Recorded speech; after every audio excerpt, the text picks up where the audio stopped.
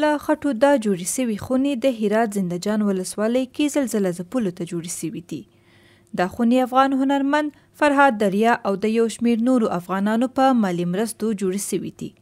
د پروژې مسؤل وایي دا ودانۍ د زلزلې پر وړاندې مقاومت لري، خو پر خواله رسنۍ دې ودانیو ته غبرګونونه ښودل سوي دي. در افغانستان برای بار اول کې تطبیق شده. په افغانستان کې د لومړي ځل لپاره دا تطبیق شوی او دا ډول ودانۍ په چیلي، ترکیه، ایران او نیپال کې هم جوړې شوي او مثبت پایلې یې درلودلې.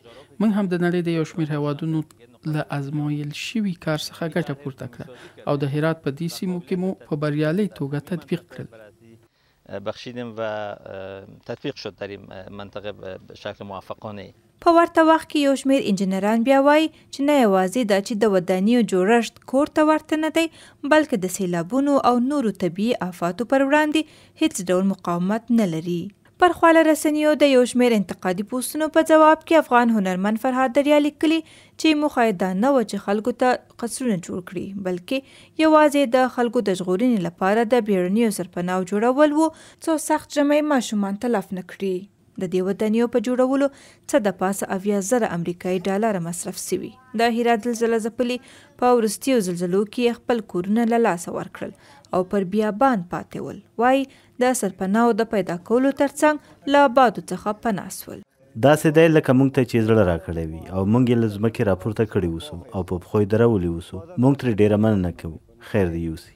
په ورته وخت کې د هرات ولایت سیمهیز طالب چارواکي وایي چې د ژمي په موسم کې د زلزله ځپلو د ستونزو د هواري لپاره دولتي او غیر دولتي مرستندویه ډلې کار کوي.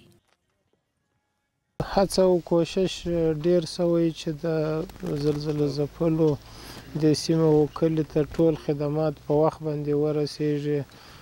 سیارو ګرځنده ټیمونه هم دلته موجود دي. هر وخت چې د دوی اړتیا او ضرورت وي رسیدګي ورته کیږي. همدا ډول د کورونو د جوړولو په برخه کې تاسو وینئ کار روان دی.